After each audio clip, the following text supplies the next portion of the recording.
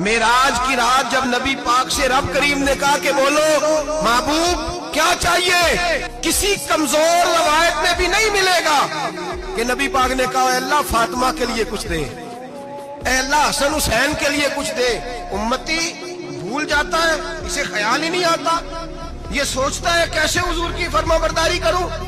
मेरे नबी करीम अलैहिस्सलाम फरमाते हैं जब रब ने पूछा कि अभी कुछ मांग ले, ना हसन की बात, ना हुसैन की बात, ना फातिमा की बात, ना अली की बात, ना अबू बकर, ना उमर, ना उस्मान, ना तलहा बिलाल, नबी पाक ने कहा अल्लाह तू मेरे साथ गुनाहगारों की बात कर, ऐ अल्लाह तू गुनाहगारों की बात कर, ये भूल जाएंगे, भटक जाएंगे, ऐ अल्लाह गलतियां करेंगे, तू क्या करेगा।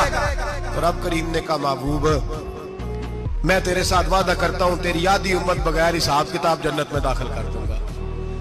नबी करीम ने फरमाया मौला नहीं, ये बात मुझे काबिल कबूल है, अभी तू क्या चाहता है। तो कहा अल्लाह तू मुझे सिफारिश का हक अता कर, तू मुझे इजाजत दे, मैं कहता जाऊं तो माफ करते जाना। आधी वाली बात काबिल कबूल है, मुझे हक़ शफाअत दे। नबी पाक फरमाते हैं मेरे रब ने मुझे सिफारिश का हक दिया है, मैं कयामत में सिफारिश करता जाऊंगा, अल्लाह मेरी उम्मत को जन्नत अता करता जाएगा।